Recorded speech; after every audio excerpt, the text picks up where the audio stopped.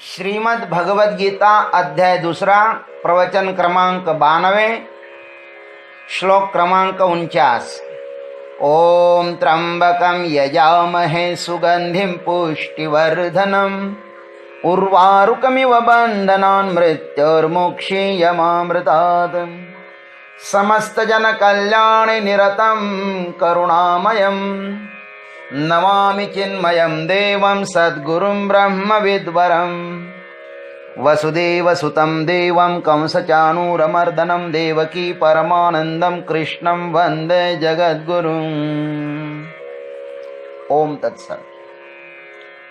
भगवान श्री कृष्ण परमात्मा अर्जुन को निष्काम कर्मयोग बता रहे हैं। अब तक बताए हुए निष्काम कर्म की अपेक्षा सकाम कर्म निकृष्ट है। यह बताते हुए अब अर्जुन को निष्काम कर्म का ही आश्रय लेने के लिए परमात्मा कहते हैं। आइए गाते हैं श्लोक को। दूरे नह्यवरम कर्म बुद्धियोगात् धनंजय बुद्धौ शरणमन्विच्छ कृपणः फलहेतवः। अन्वयार्थ, हे धनंजय, बुद्धि योगात् कर्म दूरेण अवरम। हे धनंजय, इस समत्व रूप बुद्धि योग माने निष्काम कर्म योग से सकाम कर्म अत्यंत तुच्छ है, इसलिए बुद्धौ शरणम अन्विच्छ। अतः तुम समत्व बुद्धि योग का आश्रय ग्रहण करो, क्योंकि ही फल हेतवः कृपणाः। फल की इच्छा वाले लोग अत्यंत दीनहीन होते हैं, कृपण होते हैं। आइए इस पर चिंतन करते हैं। हे धनंजय, यहां पर धनंजय संबोधन देकर भगवान अर्जुन को बुद्धियोग प्राप्त करने का विधान कर रहे हैं। कुछ पाना ही है तो इस निष्काम ईश्वर प्रीत्यर्थ कर्मयोग करने का सामर्थ्य प्राप्त कर लो।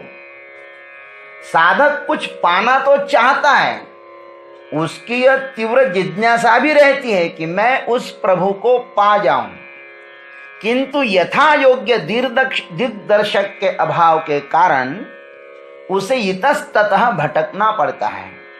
अर्जुन जैसा सौभाग्य बहुत कम जिज्ञासुओं को प्राप्त होता है। साक्षात परमात्मा ही आज सद्गुरु के रूप में खड़े होकर अर्जुन को आत्म तत्व पाने का एक सुगम उपाय बता रहे हैं। अर्जुन की रग रग से भगवान परिचित है। अर्जुन आज कहां पर खड़े हैं इससे भी वे परिचित है। अतः उसकी नाड़ी को पकड़कर वे उसे सावधान कर रहे कि हे धनंजय, बुद्धि योगात् कर्म दूरेण अवरम।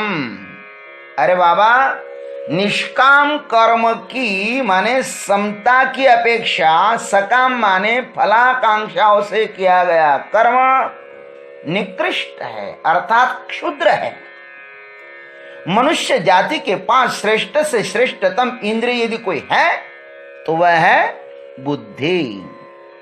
इसके कारण ही संसार के समस्त प्राणियों में यह मनुष्य श्रेष्ठतम है। इस बुद्धि को हम 4 भागों में विभाजित कर सकते हैं। कौन कौन से? स्थूल बुद्धि, तीक्ष्ण बुद्धि, सूक्ष्म बुद्धि और शुद्ध बुद्धि। स्थूल बुद्धि किसे कहते हैं? वह स्थूल बुद्धि वह है जो यंत्रवत है, एक ही कार्य को पुनः पुनः दोहराते रहना। जैसे कोल्हू के बैल की तरह जो अपने ही कटघरे में आजीवन घूम रहा है, जो अपने जीवन में यत्किंचित भी प्रगति नहीं कर सकता, जन्म लेता है और उससे बदतर अवस्था में मरता है। ये स्थूल बुद्धि वालों का लक्षण है। तीक्ष्ण बुद्धि किसको कहते हैं? वह तीक्ष्ण बुद्धि है जो लोभ के वशीभूत होकर थोड़ा इधर उधर हलचल करता है। इसे व्यापार बुद्धि भी कहा जाएगा। इसमें स्थूल बुद्धि की अपेक्षा थोड़ी तेजी होती है। ये बैठे बैठे करोड़पति कैसे होना, यह तीक्ष्ण बुद्धि वालों को पता है। जिसकी बुद्धि झूठ में, फसवा फसवी में ज्यादा चलती है ना, वह तीक्ष्ण बुद्धि है। दूसरों को अपने क्षुद्र स्वार्थ के लिए कैसे फंसाना है, ये बुद्धि अच्छी तरह से जानती है। तीसरी होती है सूक्ष्म बुद्धि। सूक्ष्म बुद्धि उसे कहा जाएगा जो बुद्धि भौतिक पदार्थ की खोज में लगी है, जैसे वैज्ञानिक बुद्धि। आज जो वैज्ञानिक प्रगति हुई है वह सूक्ष्म बुद्धि की ही देन है।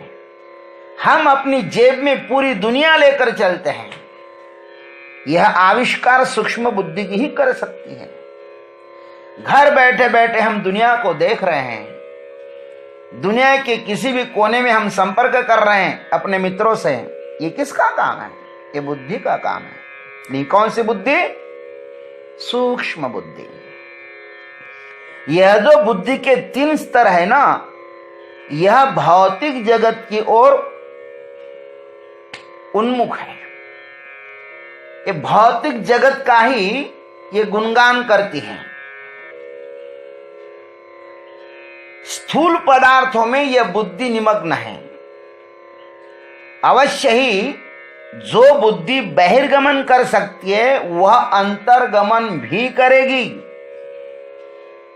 अंतर्गमन करने वाली जो बुद्धि होती है ना, उसका नाम है शुद्ध बुद्धि।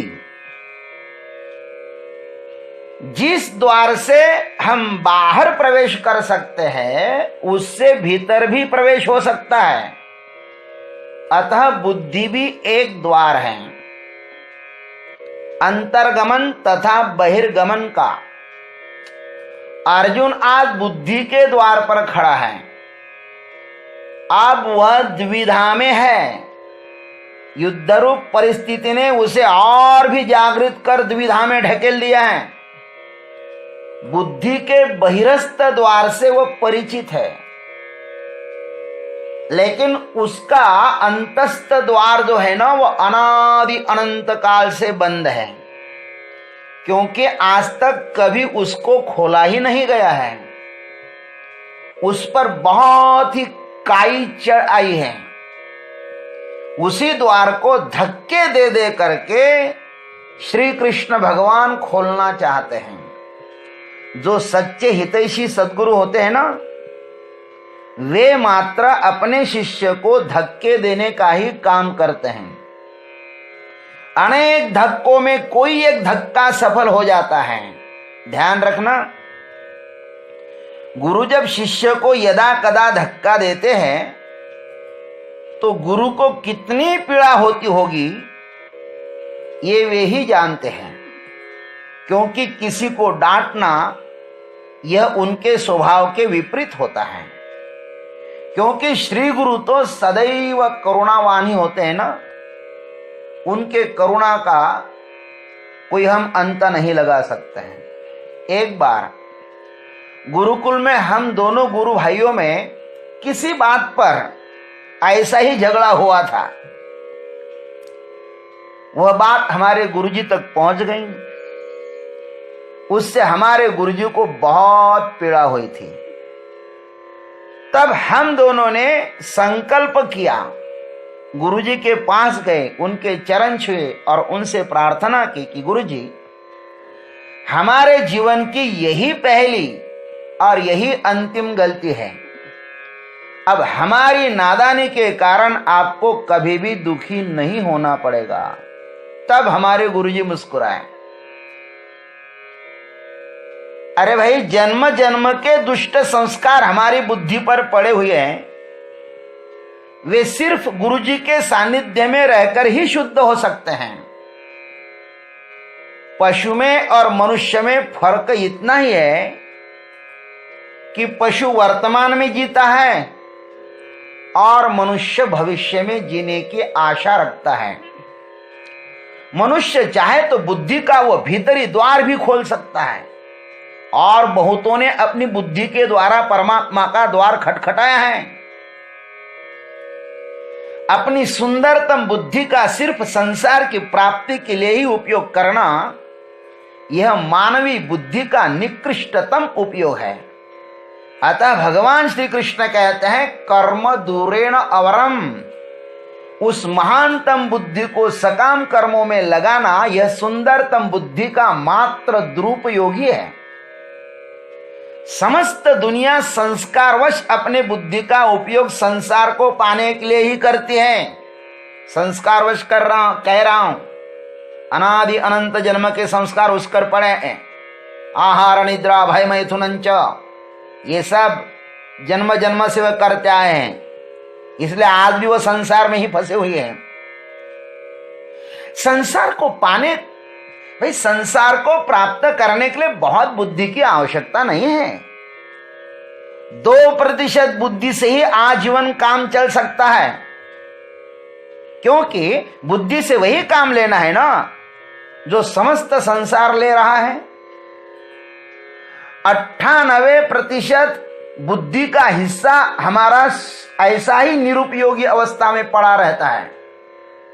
अतः भगवान ने दी हुई महान बुद्धि का यह अपमान है, घोर अपमान है, तिरस्कार है।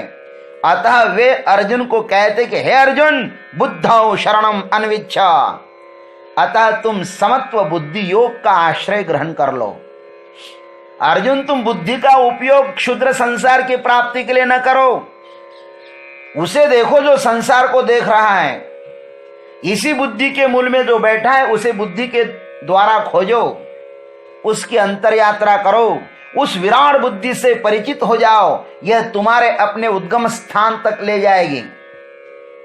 यही उसकी मर्यादा है। बुद्धि के समग्र स्वरूप को लगा दो दांव पर, उसके दृष्टा को खोजने के लिए। तुम्हें बुद्धि उसी परमात्मा प्राप्ति के लिए दी है। विषय भोग ही यदि बुद्धि का लक्ष्य होता तो परमात्मा तुम्हें पशु बुद्धि दे दे। तुम्हारी बुद्धि का विषय संसार न होकर परमात्मा ही होना चाहिए। भगवान अर्जुन को बुद्धि की शरण में माने, खुद अपनी शरण में ही आने को एक आह्वान कर रहे हैं। बुद्धिं तु सारथिं विद्धि, और आज अर्जुन के सारथी के रूप में प्रत्यक्ष भगवान ही है ना महाराज। हमारी बुद्धि तो सारथी है। बुद्धि की शरण जाओ माने परमात्मा की शरण जाओ। यह बुद्धि का चतुर्थ रूप है। कौन सा? शुद्ध बुद्धि कहते हैं इसे। जिस बुद्धि का विषय संसार नहीं परमात्मा होता है। परमात्मा विषय बुद्धि ही शुद्ध बुद्धि है, ध्यान रखना। तुम्हें उस बौद्धिक यात्रा से अलग लाभ होगा जो सकामियों को सदैव दुर्लभ ही है। इसलिए क्यों दुर्लभ है उनको? इसलिए कि ही फलम हेतवः कृपणः, क्योंकि फल की इच्छा वाले अत्यंत दीन होते हैं। परमात्मा प्राप्ति का सामर्थ्य है जिस बुद्धि में, वह महान बुद्धि है। कोहिनूर हीरा खरीदा जा सकता है जिस शक्ति से, तुम उस शक्ति से कंकड़ पत्थर खरीदे जा रहे हो। अरे उस शक्ति का यह महान दुरुपयोग है। फल को दृष्टि में रखकर जो बुद्धि से कर्म करते हैं वे कृपण माने हैं, दीन माने हैं, गरीब माने हैं, बेचारे वे हतभागी हैं।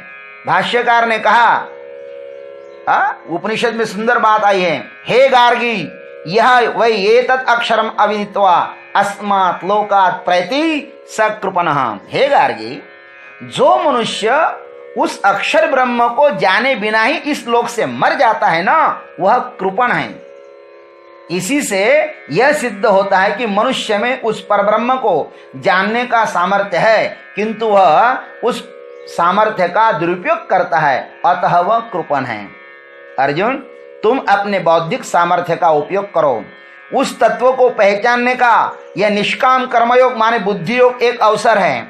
यह जिसे प्राप्त होता है ना, वह भाग्यवान है। भाग्यवान नहीं, महाभाग्यवान है। अतः तुम भी इस देव दुर्लभ संप्राप्त शुभ अवसर को सार्थक करो।